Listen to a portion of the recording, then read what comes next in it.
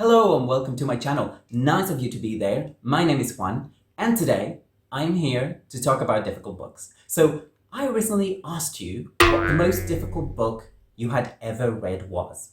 And I would like to thank all of you who replied to that question. But if you haven't replied to it yet, it is not too late. Just go to the community tab on my channel and you will see all the comments so far and you will be able to add your own if you like. Now, the reason I'm asking you about difficult books is that I have been thinking a lot about this issue recently. I have some thoughts about hard books that I would like to share with you. So if this is something that you're interested in at all, I hope you stick around. I've been thinking a lot about how to define difficult books. What is a difficult book? I have come to my own definition, but I would also like to hear yours, and that is what the comment section down below is for. Although, if you prefer, you can always contact me on social media. I am on Instagram and Twitter, both as @BookishIslander. I just know that some people feel a lot more comfortable shooting me a quick DM on social media than commenting publicly on my videos, and that's totally okay. So please feel free to do that. Well, what is a difficult book? For me, a difficult book could mean different things, or rather, there are many ways in which a book could be difficult. Number one, style. For me, the style is the main thing that can make a book difficult. The style and the structure. It is obviously easier to read a novel with a linear plot than something with a more complex structure, narrative structure. But I don't read for plot, so those kinds of novels with linear plots do not tend to appeal to me so much. But please don't get me wrong, the plot is an important element of most novels I read. It is just not something, it is not just why I read them, okay? I don't read to find out what happens next to the characters. That's not my main drive. For that, I'd rather watch soap operas or telenovelas. But when I sit down with a book, I want a different kind of experience. I want something deeper and more challenging. I tend to think there will be a bigger payoff when I need to make an effort and do some of the work myself. But this is just me. You might feel completely differently about this, okay? Now, there are different ways in which a writer's style can be demanding or can make writing difficult to read or interpret. So just off the top of my head, some writers can be very creative with punctuation. And the first example that comes to mind is the great José Saramago, who, if you've read his novels, he hardly ever uses periods, and yet he's one of my favorite authors. Also, modernist writers like Virginia Woolf or James Joyce are challenging, largely because of their styles. I read Ulysses a few months ago, and I struggled to wrap my hand around a lot of it, so much so that even though I finished the novel, I consider that experience a failed read, and I might try again in the future. As you probably know, in Ulysses, each chapter is written in a completely different style. The first few chapters are short and more or less straightforward, and then the chapters get a lot longer and things get a lot more complex. You need to know what you're reading for in Ulysses, what you should be paying attention to, and the added difficulty is that what's important shifts constantly, at least from one chapter to the next, because of the changes in style. And here I think motivation is very important. Something that I have been wondering recently is, why do I want to read books that are so challenging? And I could say that I enjoy being challenged. I have fun when a book challenges me, and that's all true. And it's also a huge part of my motivation to read those books. But also, if I am totally honest with you, there is a part of me that also wants to have read difficult books. I want to be able to say, yes, I have read Mrs. Dalloway or Ulysses, for instance, which I now have. I don't think there's anything wrong with that, but if my only motivation to read difficult books was the desire to have read them, I would be a bit of a fraud as a reader, because what matters is what you get out of the reading experience. And I think that's when I went a little bit wrong with Ulysses, maybe. And also that's the reason that I don't think I'll ever even try reading Finnegan's Wake. Now, experimental fiction can be fascinating, but sometimes I finish a book and I just haven't got a clue what I just read. I have to say, though, that is something that happens less often now than it used to in the past. But when you start reading in a serious way and challenge yourself to read so-called difficult books, you struggle. And that happens because you are perhaps not familiar with more complex narrative techniques. The good news is that the more you read, the more you challenge yourself, the easier it is going to get. And you can build up and then go back to books you used to struggle with in the past, read them again a little bit later, further down the line, and you might find that you are making progress and you can now enjoy books that you didn't even understand before. But, you might also decide that it's not worth it. That what brings you joy is reading something simple and linear. And I'm not here to judge you for that at all, but that is just not me. I think reading so-called difficult books is hugely enjoyable. I enjoy it, with one exception that I will talk about at the end of this video. But for now, let's go back to style. So there is also a tendency in contemporary writing to show rather than tell. I notice that a lot in contemporary American fiction, but not only. It is also something that you will also find going back in Hemingway, for instance. So for a writer, show don't tell is a technique that means reducing exposition to a minimum and instead focusing on what the characters perceive through their senses, what they can see, smell, touch, etc. That is supposed to make readers feel like they are physically near the characters. But I would say that too much show and not enough tell can be too demanding on the reader, who might feel disoriented or even get lost at some point. So show don't tell makes readers work a little bit harder. Luckily, the best writers combine showing with telling. Often also, the showing is done through dialogue, which is why some novels with more dialogue than narration, or at least with a lot of dialogue, can be harder to follow if there is too much show and not enough tell. And this is also why I think some people struggle when reading plays, rather than watching them on stage. I could have drawn up a lot of examples of show don't tell from literature, but I think it would be better if you find them and read them for yourself, because I am not a very good public reader.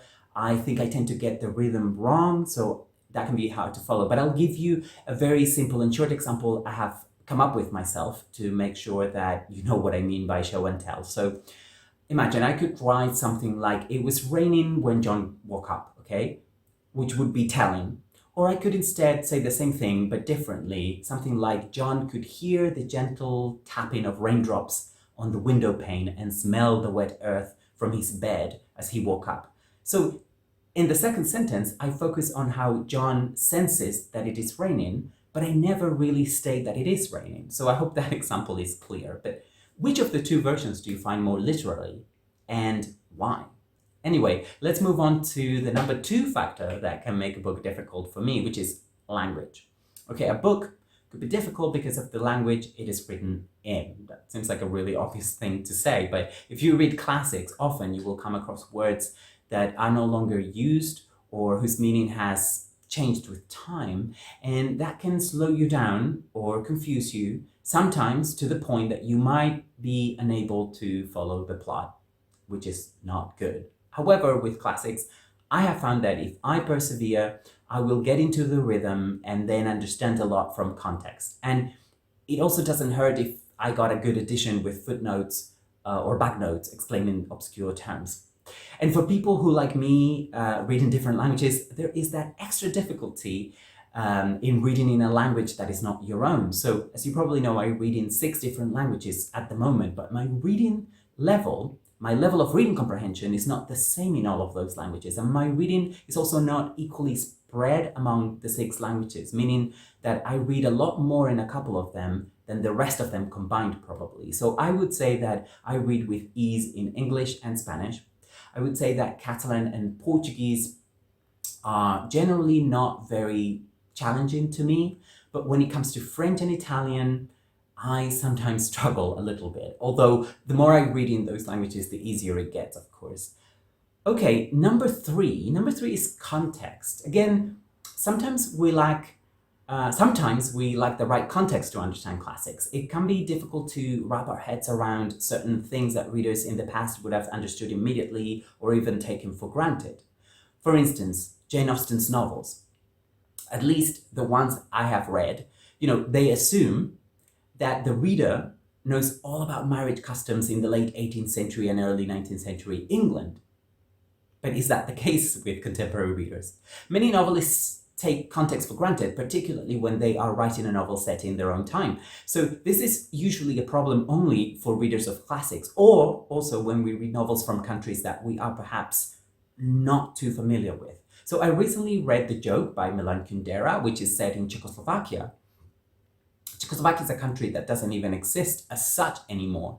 Now, this novel assumes that readers are au fait with Czechoslovakian politics during the socialist era, which was not my case. However, Milan Kundera, like all good and great authors, writes about universal themes. So I don't find context much of a problem, generally. Also, I think that context is something that you can read about and learn, but again, this can add to the difficulty of a reading experience, and if nothing else, can slow down the process, which, some people don't like, and, I certainly don't. I'm one of those people. Number 4 is length. Looking at the books that you have told me that you found difficult, I could see that many of them had one thing in common. Often so-called difficult books are long. I remember hating the idea of long books as a child. To this day, I love it when I can read a book in 1 or 2 sittings. I love the experience of getting through a whole book in just one afternoon. And I hate it when I read the same book for days on end or weeks on end. However, I have recently discovered that the best big books are so compelling that they deserve their length. And if I get engrossed in one of those great big books, I don't want them to end. That's a feeling I experienced when I read The Name of the Rose by Umberto Eco recently. I had so much fun reading that book that I read it compulsively. And, I thought it was actually too short, or maybe not too short, but definitely the right length. Having said that, I have read some big classic novels that I thought were just too long. For example, I struggled to finish Clarissa by Samuel Richardson, which is this famous 18th century epistolary novel, and I had to read it for my MA many years ago. And more recently, I read Anna Karenina by Tolstoy for the second time. I love Anna Karenina, and I have reviewed it here on my channel. It is an amazing novel, but all that stuff about agriculture and agricultural policy, I just could have done without. Russian classic novels have a reputation for being difficult, which is why I'm talking about them, and I think it is a bit unfair. I used to think that, but then this year I knuckled down and I finally read some Russian novels that I was just too embarrassed not to have already read. And I must say that they are generally not nearly as difficult as I had previously thought. And I am here to recommend Russian classic novels to anyone who would listen. But, those novels, they tend to have some of the difficulties that I have been mentioning so far in this video. For example, difficult language. So, it's important you get a good translation if you cannot read in Russian. But I also imagine that those novels would be even more difficult if you read them in Russian as a foreign or as a second language. But apart from language, there is also all the context that you need to know to understand Russian classic novels. I actually think that this can be one of the best things about reading Russian literature, because you get to learn so much as a non-Russian. And I think a lot of people read to learn new things and see how other people live, or in this case, used to live. Another thing that makes Russian classics difficult is all those long foreign names that sound so similar if you don't speak Russian. Of course, this is something that can happen in literature from other countries too. For example, I know that some of you, because you've told me, have struggled with 100 Years of Solitude, which is the masterpiece of the Colombian writer Gabriel Garcia Marquez. And I suspect you've struggled with it because of the long Spanish names and how some of the characters who belong to the Buendia family share the same name, so the same name gets repeated. That is why, I recommend you get an edition with a good family tree printed on it.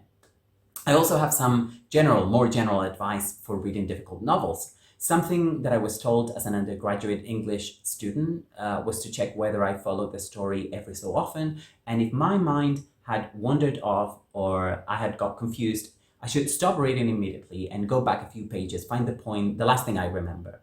This may sound like very simple advice, but there is nothing complicated about reading books, really.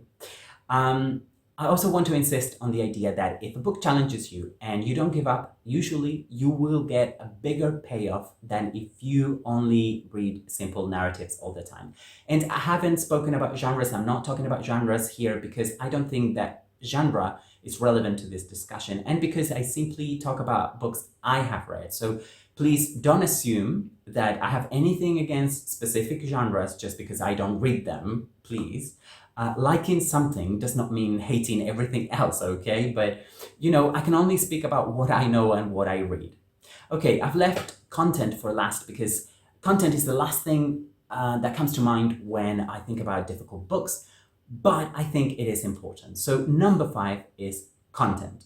Some people don't like to read about specific narratives. Some people don't like to read about violence in general or sexual violence in particular. That seems to be a big one. Some people wouldn't get anywhere near a book that depicted sexual abuse, racism, homophobia, etc.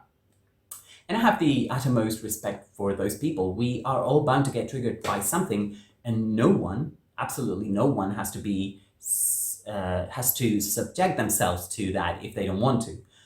For example, I've reviewed Lolita here on my channel, and I have heard from people who say that they wouldn't give that novel a chance because its main character is a pedophile, and they know that going in, so, Now, I generally think that it is unfair to judge a book without reading it first, but that is easy for me to say, perhaps, because to this day, I don't think I've gotten triggered by anything I have read in fiction. But there are visual images that I just cannot stomach, so I get the idea. But I think I could read about pretty much anything. Or maybe I have been fortunate not to have encountered that yet. Whatever the case may be, the fact is that some people do not like to read about specific topics or see certain kinds of scenes depicted in writing. And although I don't feel strongly about this right now, I know that at least theoretically, content is something that might stop me from reading a book. I know it sounds like a bit of a contradiction because, it hasn't happened. I don't remember ever deciding not to read a book before on the basis of its subject matter or quitting a book because I didn't like what I was reading about. Again, perhaps I have just been lucky. I don't know, but I do see content as something that could potentially make a book difficult or even impossible to read. If I think about it, that is probably why I have been putting off reading Primo Levi's memoir, If This Is a Man. But I know I will read it. I would very much like to read it. I just need to find the right time for it. And that brings me to my last point. Whatever is going on in your life or the wider world can have an impact on what you read and may affect how you respond to it. I know that's true for me. Factors like mood, whether you're tired, depressed, happy, all of that can have an effect on your reading, and potentially those extra literary and subjective factors, if you like, can make almost any book potentially difficult. I have reached a point in which I think I know myself pretty well as a reader.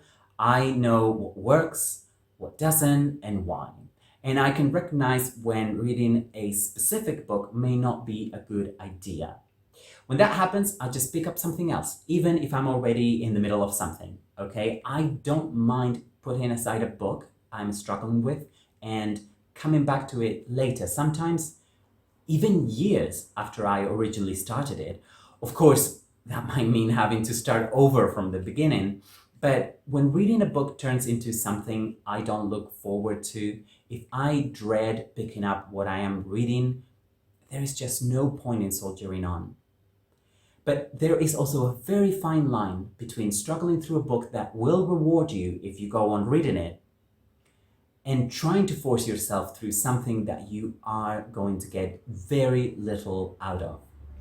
I think I can now recognize that for myself, but I would like to hear what you think about difficult books. What is a difficult book to you, and how do you deal with challenging reads? And that brings me to the end of this video. I hope to see you again very soon. Take care.